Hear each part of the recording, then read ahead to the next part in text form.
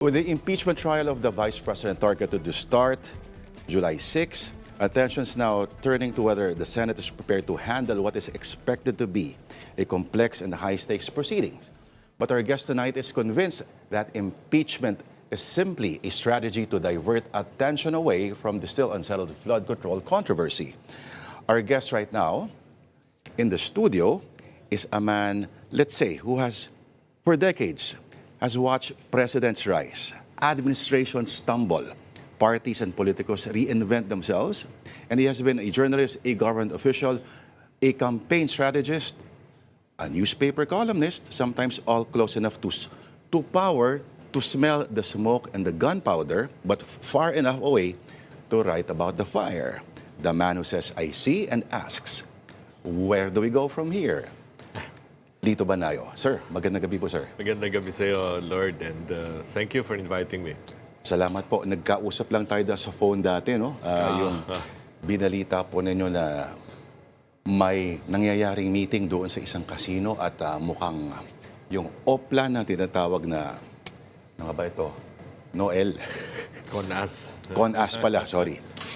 Pero pupunta po tayo doon mamaya, Sir Lito, no? So, ano ang nagkukumbinsi sa inyo, sir, na lahat ito ay estratehiya lamang para ma-divert yung attention po natin, sir? Kasi, 2 years down the road, tapos na yung term ni Presidente Marcos. Unfortunately, it's been one of the most controversial presidencies in the country. Instead of redeeming, as it was hoped for, redeeming the name of the family, the father especially, ang nangyari, got embroiled in so many controversies. But the most lethal of all these controversies is the flood control scandal, which ironically, he quote-unquote exposed through Mahiya Naman Kayo. But by next month, a year has passed. And hardly anything has moved in that fight against humongous corruption. Sobra hindi, basta we've never seen anything like it. And when you backtrack, 2023, 2024, 2025 budgets pala, nagkaroon na ng sleight of hand, no? Yung parang Houdini na, parang makalimutan yung mga importanteng proyekto at mapunta yung pondo sa unprogrammed funds na pagkatapos pinakikialaman na ng DBM, nire-release din in these anomalous projects. No? So this is not something that people are likely to forget. Sir Lito, pero ang defense naman ng wala ka lang niyan bakit siya maging, siya nga ang nagpakalat itong kontrobersiya na to. Siya yung kumbaga, pull the lid para ma-expose ito. Bakit siya ganun po depensa nila? Ako ang basa ko kasi, it was a reaction to something that happened before the SONA. Kasi nagkaroon ng baha. Sobrang ulan nun, nagkabaha-baha, hindi lang Metro Manila, Bulacan, Pampanga, all over the country nagkabaha-baha. And remember, the year before, in the 2024 SONA, he was taking pride in 5,500 flood control projects all over the country. So, his propagandists must have thought na may problema ang malaki, unahan na natin by saying yung Mahiya Naman Kayo. Ang problema, okay, sinabi mo yon, pinalakpakan ka, yung mga pumalakpak pa nga, yung mga flood control congressmen. Para hindi mahalata. Para hindi rin mahalata. Ang problema, ano ang nangyari since then? No? There have been a series of obfuscations, no? Excuse me. Diba? Maski sa Senado, malinaw na maraming ayaw kumbidahin or kung kumbidahin man, parang masyadong soft ang investigation na nangyari. So up to now, although people suspect who the masterminds are, I'm saying it with the plural and not the singular, pero walang formal investigation dito sa mga to. Kumbinsido kayo that the maleta delivering Marines ay nagsasabi ng totoo? Ano po ang basihan po ninyo para paniwalaan po sila, sir? Unang-una, tingnan mo yung facial expression. Tingnan mo yung tingnan mo yung the way they come up with their stories, no? Kuminsan may mga sablay, kuminsan may mga sinasabi nila, may mga contradictions, no? But that's because you're talking of 18 plus 4. You're talking to different people. Hindi naman sabay-sabay yan na nag-deliver ng maleta. Hindi naman nila, I mean, when I'm sure Ping Lacson, who's a good investigator, can see that, no? Pag kasi ayos na ayos yung pagkakalatag ng mga sinasabi, mukhang, yun, may script. Pero yung may konting mga mali-mali na ganyan, may konting mga contradictions, may konting discrepancies, but the story still remains, at mismo si Saldico naman, sinabi din yung maleta-maleta deliveries na yan, no? Maybe the figures are bloated, no? I wouldn't expect them to count that how much each maleta and then multiply it with the number of maletas, no? Pero malinaw na they were telling the truth, and you juxtapose this with what you saw dun sa kaila Alcantara, Hernandez and all na billiard table na groaning with $1 billion pesos or something of 1,000 peso bills, no? The visuals are there, no? The testimonies of the Ang problema, walang seryosong, ang ginagawa binubutasan natin no? Whether in traditional media or in the social media na kampi sa administration, binubutasan lang lagi, no? Yung kanilang testimony, no? Instead of ferreting out the truth, the whole unvarnished truth. Yun ang kulang. At yun ang hinihintay ng tao, tingin ko. Kasi sila ang apektado Ano pong pananaw ninyo kay Win Gatchalian as Senate President? He's a good guy. He probably among the senators, he would be very qualified to mend fences between the two warring camps right now, no? The problem arises in the handling of the impeachment trial, no? Because not being a lawyer, I mean, he's bright, he's sharp, but presiding justices or presiding judges of a trial requires legal know-how. Baka yun ang kulang, yun ang problema. Hindi naman pwedeng maglagay ka ng abogado sa likod niya, no, para sa committee hearing, di ba? Hindi naman pwedeng gano'n. Nakakahiya naman yun, no? So, I guess that's the reason Yung why sila Vince Dizon, binubulungan si Bongo. Mabuti, At si Frank Drilon, kunyari, wala nakikita. di ba? So, yun ang problema, no? So I guess that's the reason why sila mismo, some of them, have been suggesting na si Cheese Escudero ang mag-preside. Maganda ho bang optics yun na si Cheese Escudero ulit? Ito ba ay... Wala naman silang choice Ito ba ay redemption time or... Hindi sa ganon, Lord, no? Before the program, I checked nag-google ako the senators that I first elected. No? When I was quite young, when 21 pa noon ang Okay. para kang magiging botante, no? 1946 ka pinanganak, so bumoto ka ng... Yeah. Maganda-ganda pa ang mga pagpipilian nun. Lahat sila abogado. See. Lahat sila abogado. Yung tinalo nila, mga bar top notchers din lahat. No? Ang mga tinalo nila, Tecla San Andresiga was the first woman bar top notcher. Kung sino-sino no? Juan Liwag of Nueva Ecija, no? Ganon. Ngayon, 5 ang abogado. 3 nandun sa side ni Alan Cayetano. Ang talagang may extensive trial experience lang dyan, si Marcoleta. Di ba? So, Yung dalawa, I mean, nasa kabila, si Kiko at saka si Cheese, no? Si Cheese medyo may trial experience, bata pa siya before he entered politics, no? Pero alam ko hanggang piskal lang. No, hindi pa umabot sa talagang full-blown trial, no? so yung hirit ni Marcoleta na, wala ka kasing legal training, may konting... Totoo naman 'yon.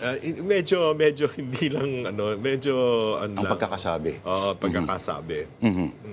All right. So that is a big problem, Binabanggit pa palagi na ang memorya ng Pinoy ay Maiksi. parang buhay ng mayfly. As a strategist, how do you play that to your advantage or to the client's advantage? Well, I think that's what government is doing right now. No? Marami namang, una-una, ilan na ba ang naging press secretary sa atin? 5 in 3 years, no? Acting pa yung hanggang ngayon. Acting pa, oo. In fact, siyam sa kabinete ngayon, including the ES, is still acting, di ba? That's 40% of the entire cabinet. No? I mean, can you imagine that? Something like that. But anyway, alam ko meron silang mga consultants, isang Kano, 2 Europeans, no? Parang pre-snap elections. Oo. Tapos meron pang veteran marketing guru, no? Na nandoon din, no? Pero nagtataka ako bakit ganon. So, Sa lagay na yon, may mga consultants pa sila. Oo, may mga consultants. So, parang ang nakikita ko nga is parang every time may problema, anong takip dyan, anong gagawin natin, everything is reactive. Eh. Kasi to begin with, wala naman talagang vision ng presidente. When we elected him, what was the mantra? Just unity. Unity. And why was it unity? Because nakuha niya si Sara. No? Nag-break na yung unity na yun. O, may vision ba? Anong vision natin? 20 peso rice, which was a stupid promise to begin with because it defies the laws of economics. I mean, nag-NFA ako ng 2.5 taon. No? Naiintindihan ko yung bigas. No? Diba? At sabi mo, what policies sa kolo mo? Parang natatakot daw siya na baka isusunod sa kanya. Yun ang kaya. Likely, kung ganon ang mga ranking ratings, babalik na rin daw lahat ng mga in-effort niya. At sabi, alin doon? Okay. Pero, Sir Lito, ano yung isang kwento, what is the most important political story that journalists are missing right now? But should be writing about? That's a very difficult question to answer. Sorry. Hindi, kasi, I hate to be a Jeremiah of doom or gloom for that matter. No? But the government has very little fiscal space to be able to do anything constructive so that the economy will perk up no, within the next 2 years. No? It's not because of Iran alone. It's because for the past 3 years nga, winaldas natin yung pera na dapat pumunta sa tamang infrastructure, pumunta sa health, sa education, and all the other basics. No? And then we've been, without having to give up our sovereignty issue over the West Philippine Sea, we did not have to push our relations to China into a Cold War. No? Because whether we like it or not, they're our biggest trading partner right now. We import so much from them. And at least there's still an export market for our fruits and other produce. No? So, wala kang nakikitang anong magagawa, no, to improve the situation of the common man. No? And by common man, I'm not referring to the ayuda recipients. I'm referring really to the middle class. Kasi the middle class has become the nouveau pauvre, the new poor. No? Hindi mo na ma-stretch yung income mo ngayon no? Dahil sa pagtaas ng presyo, no, ng pangunahing bilihin. At tataas pa yan. Yun ang nakakatakot. No? At nga di ba middle class kasi hindi yun safe kasi they're just one sickness or one typhoon away Precisely. from going back down through that line. Yeah, kaya nga pag nagtag-ulan na naman tayo at malakas yung mga ulan at Pero mabuti na lang. nagkaroon na naman ng El Nino. Pero ang problema sa El Nino, ang production natin sa September and October, no? At sa Meron susunod pa ba? na taon, yung May magiging aasahan pa- production natin. O baka yung production na iaangkat natin? Hindi, lahat magkakaproblema kasi tatamaan din ng El Nino ang Vietnam, Thailand, India, Pakistan. Yan ang pinagkukuhanan natin ng bigas. No? Kung sila tatamaan din ng El Nino, tayo tinamaan din ng El Nino, ano mangyayari sa presyo? So that's the problem. Aside from the fact na halos lahat na ng kinakain natin ngayon, ini-import na natin no? So napakahirap kang kumilos o gumalaw within that yung mga initiatives na gagawin ng gobyerno para maibsan ang hirap ng tao. I'm worried about the boiling point. No? Nako. Sir Lito, ano yung isang pre-internet na campaign lesson from the pre-internet era that remains surprisingly relevant hanggang ngayon para sa inyo? At ano yung pinaka-overrated campaign strategy sa Pilipinas? Ano yung Relevant na lesson ninyo from the pre-internet period? It's Na always about the message. No? Yung pagkatapos ng Coridoy, nakasali ako doon, no, kampanya. My first defeat was Mitra because I was championing Fernan. Hindi nag-vice president siya kay Mitra. So I became the campaign spokesman of the Mitra Fernan ticket. I thought that with such a humongous party, 90% siguro ng LDP. lahat ng LDP, local officials, LDP, mananalo kami. But the message was wrong. No?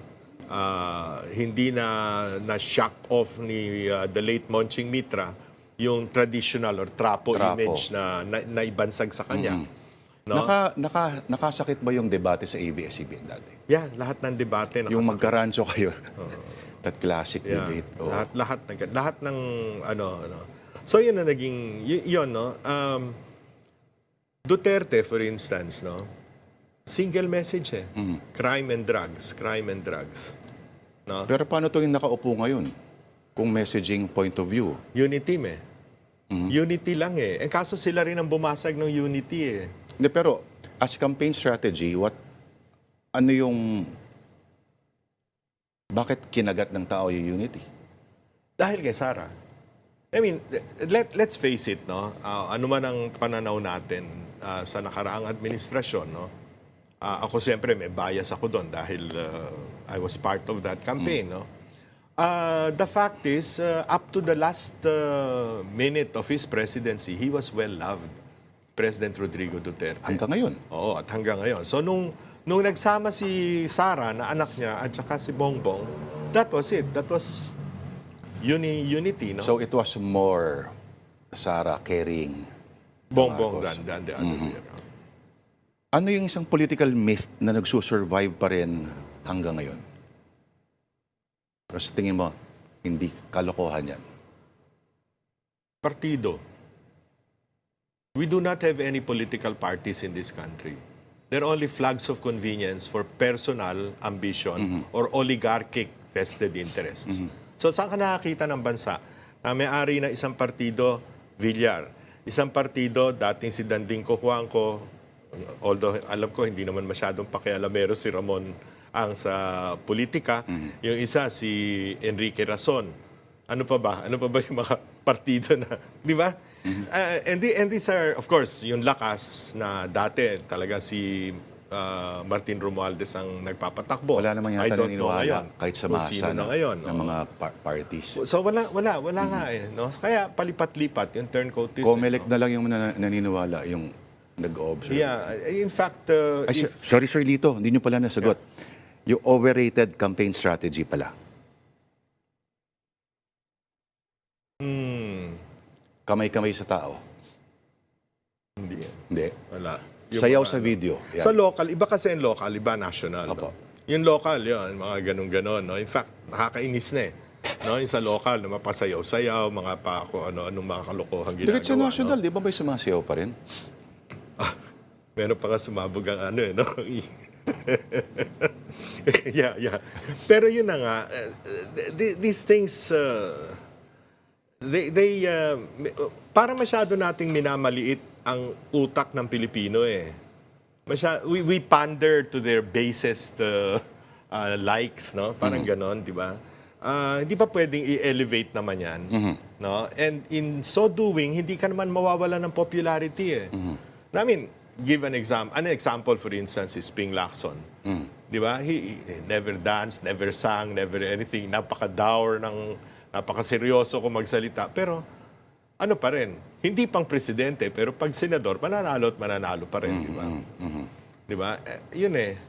But yung sa presidency, ewan, talagang destiny yan eh. You know, nung January 8, 2015, pumunta ako sa Davao para kausapin si Digong, Mayor Duterte. Ang nag-usap lang sa lamesa, si Sani Dominguez, Bingbong Medialdea, Bebot Alvarez, Bongo, and myself. With the mayor. And ang explanation ko sa kanya was simple eh. Kako, subukan mo kako. 23%, at that time 23, ngayon 24. 23% of the population, voting population is from Mindanao. 20% is from Visayas. Kalahati ng Visayas, 10% of that, speak Cebuano. Taga-riyan ka sa Cebu. Meron kang 33% na base. No? Hindi ko pa binibilang yung mga Bisaya na nakatira dito sa Metro Manila and elsewhere parts of the country. Gutom na yan na magkaroon ng presidenteng taga-Bisaya. No? Kasi puro dito taga Luzon eh. If you remember, no? So kako, si Garcia doon pa tayo, yata. yun ang gawin nating base. No? So inuna namin Mindanao, ikot sa Mindanao. No? Of course, we called it a listening tour, pero hindi naman talaga listening because it was more a monologue than listening, no? But the authenticity of the guy simply rubbed off on the people. They liked him, no? Ano tawag dito? Si Sara Duterte ba'y nanganganib na maging, kumbaga noong 2016, si Jejo Marbinay, na before the actual elections, ang taas palagi, consistent yung mga numbers niya. Yeah, his highest was 41% in 2014. Ano yung posibilidad na maging ganun si Sara Duterte? I don't see that happening. Kasi more than 1 year na yung demolition eh. More than 1 year na yung, di ba? Yung the first impeachment trial. Nag-start yan, yung mga hearings in the House of House of Representatives, Committee on Public Accountability, yung parang blue ribbon nila, kung ano-ano na ang binato sa kanya. Pero nung ang pagkakamaling malaki ng gobyerno, kasi medyo bumababa yung kanya, pagkakamali, tinapon si Duterte sa tatay, tinapon sa The Hague, gumano na naman. Ngayon, nakikita mo medyo steady. At least the base is holding. The Mindanao plus Central Visayas is holding. And in the last survey ng Pulse Asia, tumaas na rin siya sa NCR. No? Balance Luzon lang ang problema. No? So with that kind of a political base, no, the other is, assume natin na merong mga discrepancies do sa confidential funds. No? But the ordinary guy thinks, or the ordinary man on the street will think, ilang bang milyon yan? Samantalang yung ninakaw dito sa flood control at iba pang infrastructure projects, trilyon. So mga abstraktong konsepto sa kanila to? Wala sa kanila yan.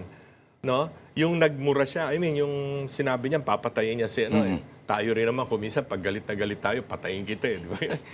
These are, I'm talking, tagalitrang ka dati, one of the things that we share is meron tayong street smarts. Hindi kasi tayo elitista. No? Hindi pwede. Oo, hindi pwede. Di ba? Siguro pre-war. Oo. Pwede pa. Oo, pero di ba? May street smarts eh. You can, sabi nga I remember that quote of Vicente Madrigal, na yun daw mga Tagaletran can walk with the kings and dine with the paupers. No? That was a quote from him. Yes. May ganun tayo. Nakikita natin, Talaga, kinote ni Madrigal si Kipling. I think it's a Kipling poem. Si Rudyard Kipling. Literalista ba si Madrigal? Hindi kasi kailangan mo maging street smart kung mamamatay ka sa moralya eh. Di ba? Sir Lito, okay. Inabot mo, of course, ang politika before social media and after. Pero sa tingin mo, aling period ang nakapag-produce ng mas better informed na citizenry? Yung traditional media. Bakit? Kasi unang-una, yung editor mo stricto. 'Di ba? Hindi ka pwedeng mambola. Hindi ka pwedeng mag-imbento, no? Whether you like it or not, i-edit ka, pagagalitan ka pa, hindi ba? So, may disiplina yung traditional media, yung what the quad media dati. Ang problema, nung pumasok ang social media, na ngayon, very, very, very widespread ang dissemination, madaming nagdudunong-dunungan at marami ring nang-iimbento. No? Hindi bali na yung nagdudunong-dunungan kasi, pero yung nang-iimbento ng facts. No? Democratized daw, sir, ang Oo information. nga, pero yun ang ano no? I mean, if you look back in time, kuminsan, gusto mo sabihin, sana wala ng cellphone, sana wala. Parang mas masarap ang buhay nung, Be careful what nung they wala wish pang for. ganun. Sir Lito, kayo po may sinusulat kamong libro on 7 presidents Yeah. that you helped campaign for. Yeah, it started off kasi, in 1981, I met Ninoy Aquino in the US. No? And then in 1980 pa, 1982, pabalik ako ng Pilipinas, sabi niya tulungan ko si Doy Laurel. No? Which I was assigned to Doy. So yun, nag-form ng UNIDO. So that was how it started, Cory Doy. Then after that, natalo ako, nag-Mitra Fernan ako. I mean, I was a spokesman of that. Talo kami. So si FVR ang nanalo. No? Quick, doon mo makikita na yung messaging importante. Kasi si Miriam ang star nun eh. Not really FVR, but Yes. Miriam. No? So, pangatlo, nanalo ulit ako kay ERAP. No? Parang imposibleng hindi ka manalo. Kahit sino yeah, yan. madali yun. At saka ang kagandahan kay ERAP, sumusunod sa script. Okay. Yeah, yung ito pag-uusapan, ito sasabihin, sinusunod niya. Artista eh. Discipline. No? Discipline. After that, Ping Lacson 2004. Natalo rin ako noon. Nanalo ako kay Pinoy. Okay. Tapos nanalo ako kay Duterte. Natalo ako huli kay Isko Moreno 2022. So, But I'm proud of the people I've handled, whether they won or they lost. No? Even those who lost, for that matter. kailan natin aasahan to? Gusto ko mabasa yan, Sir Lito. Siguro, hopefully, mga end towards the latter part of the year. Uy, lapit-lapit na yan. Alright. Abangan po namin yan. Maraming salamat. Thank you for Maraming your time salamat din, joining Lord. us in the studio. Lito Banaya. I hope I was able to answer your very difficult questions. Maraming salamat, sir. Arriba. Mabuhay ka.